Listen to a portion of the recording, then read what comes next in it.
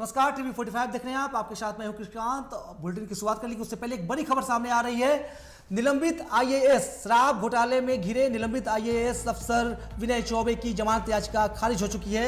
उन्हें कोर्ट से बड़ा झटका लगा है। सस्पेंडेड आईएएस विनय चौबे को बेल देने से एसीबी कोर्ट ने इनकार कर दिया है। हजारीबाग एसीबी की स्पेशल कोर्ट ने विनय चौबे को नहीं दी है बेल। वन भूमि घोटाले के आरोप में जेल में बंद है आईएएस अधिकारी। बता दें आपको कि शराब घोटाले के साथ भी हजारीबाग के वन घोटाले को लेकर भी आईएएस विनय चौबे घिरे हुए हैं और इस मामले में भी वो जेल में बंद है। तो बता दें आपको कि विनय चौबे की जमानत याचिका एसीबी की कोर्ट ने खारिज कर दी है। सस्पेंडेड आईएएस विनय चौबे को बेल देने से एसीबी की कोर्ट ने इनकार किया है। हजारीबाग एसीबी की स्पेशल कोर्ट ने विनय चौबे को बेल नहीं दी है, यानी कि लगातार झटके पे झटका विनय चौबे को मिलता जा रहा है। शराब घोटाले में एसीबी की जो शिकंजा है वो कसता जा रहा है। इसके साथ साथ जमीन घोटाले में भी एसीबी उन्हें घेर रही है और उनकी मुश्किलें लगातार बढ़ती जा रही है। और इस बीच खबर है कि शराब घोटाले की एक केस ईडी भी अपने हाथ में लेने वाली है। तो साफ तौर पर जाहिर है कि आने वाले दिनों में विनय चौबे के सितारे गर्दिश में हैं और उनकी मुश्किलें और बढ़ सकती हैं।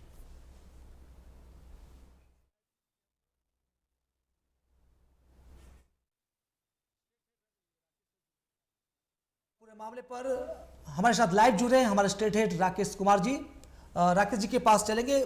हम आपको बता दें कि ये जो पूरा मामला है अप्रैल मई के महीने में ये मामला आया था और पूरा हाई प्रोफाइल मामला था और पूरी झारखंड की राजनीति कहीं ना कहीं हिल गई थी, क्योंकि यही विनय चौबे एक समय सीएम हेमंत सोरेन के बहुत करीब अफसरों में माने जाते थे। कहा जाता था कि विनय चौबे ही सीएम हेमंत सोरेन से मिलने की रास्ता तय करते हैं।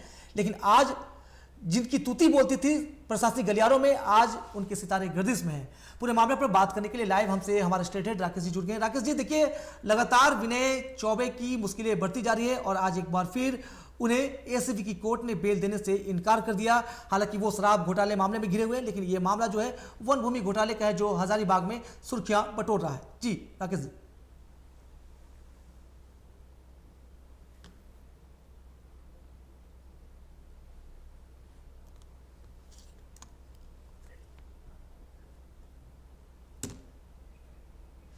हम राकेश जी से फिर जुड़ेंगे। तो कुछ ऑडियो का इशू आ रहा है, कुछ टेक्निकल खामियां हैं, लेकिन हम आपको बता दें कि किस कदर जो विनय चौबे का जो मामला है अपने आप में हाई प्रोफाइल मामला है, क्योंकि ये शख्स बहुत हाई प्रोफाइल रहा है। एक समय मुख्यमंत्री हेमंत सोरेन के सेक्रेटरी रह चुके हैं। उसके बाद कहा जाता है कि उस दौर में प्रशासनिक गलियारों में ब्यूरोक्रेट्स में इनकी तूती बोलती थी। सभी अफसर इनके चक्कर लगाते थे और आज ये खुद ऐसे चक्कर में पड़ गए हैं कि जो लगातार मुश्किलों में घिरते जा रहे हैं। सबसे पहले शराब घोटाले की फाइल खुली और अचानक इन्हें अप्रैल महीने में गिरफ्तार कर लिया गया। उसके बाद अब हजारीबाग में वन भूमि घोटाले को लेकर भी विनय चौबे घिर चुके हैं और उन्हें लगातार इस मामले में भी गिरफ्तार किया गया है और लगातार कोर्ट से उन्हें झटके पर झटका लग रहा है। और आज एक बार फिर एसीबी की स्पेशल कोर्ट ने, हजारीबाग की एसीबी की स्पेशल कोर्ट ने विनय चौबे को बेल देने से इनकार कर दिया है। ये बड़ी खबर है। तो साफ तौर पर प्रशासनिक गलियारों में जिनकी तूती बोलती थी, जिनका सिक्का चलता था, आज उनकी हालत इतनी पतली हो गई है कि अब उन्हें जेल में रातें गुजारनी पड़ रही है। पूरे मामले पर बात करने के लिए हमारे साथ हमारे स्टेट हेड राकेश जी जुड़े हुए हैं। राकेश जी, देखिए ये मामला अपने आप में हाई प्रोफाइल रहा है उस दौरान जब उनकी गिरफ्तारी हुई, और अब जब लगातार उन पर कई मामले एक के बाद एक कई मामले उन पर दर्ज हुए हैं। और देखिए अब हजारीबाग की वन घोटाले मामले में भी वो लगातार जेल में है और कोर्ट से उन्हें बेल नहीं मिल पा रहा है। देखिए कृष्णांत, साफ तौर पे कहा जा सकता है कि जिस तरीके से विनय चौबे की बात आई थी शराब घोटाले में, उसके बाद से वन भूमि घोटाले को लेकर के एसीबी जांच कर रही है और जांच के दौरान तमाम चीजें प्रक्रिया के तहत है। कई लोगों का नाम सामने आता जा रहा है और उसके बाद से एसीबी लगातार कार्रवाई करती नजर आती है। लेकिन इस बार की बातचीत की जाए तो एसीबी कोर्ट में उनके जमानत की याचिका डाली गई थी। उस पर जिस समय सुनवाई हुई थी उस समय कहा गया था कि अगले तिथि को जब सुनवाई होगी उसके बाद इस पर फैसला लिया जाएगा। तो आज जिस तरीके से सुनवाई के बाद से फैसला लिया किया गया कि उनकी जमानत रद्द कर दी गई है। तो निश्चित तौर पे कहा जा सकता है कि अब उनकी थोड़ी मुश्किलें बढ़ती नजर आ रही हैं, क्योंकि लंबे समय से विनय चौबे कई शिकंजे में घिरते चले जा रहे हैं घोटाले को लेकर के। और आज इस तरीके से उनके नाम को पहले चर्चा की थी, जैसा कि आपने भी जिक्र किया कि एक बड़े अधिकारी के रूप में उनको जाना जाता था, कई स्ट्रेटेजी कई रणनीति में उनकी बड़ी भूमिका मानी जाती थी। और जिस समय शराब घोटाले की बात आई थी उस समय भी कहा जा रहा था कि उन्होंने जिस तरीके से छत्तीसगढ़ बॉर्डर पर लाने की बात की थी शराब के नीति को, उसके बाद से आरोप बढ़े गए थे और बाद में पाया गया कि कहीं न कहीं शराब घोटाले में उनका बड़ा काम बताया जा रहा है। जमीन घोटाले की बातचीत की जाए तो एसीबी इस मामले की भी जांच कर रही है और जिस तरीके से हजारीबाग में ये मामला है और हजारीबाग में ही सुनवाई होने के बाद से जमानत रद्द की गई है, तो साफ तौर पे लगता है कि अभी मुश्किलें कम होती नहीं नजर आ रही हैं विनय चौबे की। और खास करके अभी की बात की जाए तो जांच आगे बढ़ेगी तब और भी कुछ पता चल पाएगा। जी कहीं ये मामला पूरा हाई प्रोफाइल है और जिस तरीके से लगातार आए दिन अब विनय चौबे के साथ साथ उनके करीबियों और खासकर उनके परिवार, अब उनके ससुर और साले तक मामला सामने आ चुका है। तो अगर कहीं आ गए तभी धुआं है, इसका मतलब साफ तौर पर कि सत्ता के केंद्र में रहकर इन्होंने अपना एक सिंडिकेट बनाया, जिस तरह आपने बातें कही, और बहुत हद तक झारखंड जिसलिए बदनाम है, भ्रष्टाचार का खेल खेला गया।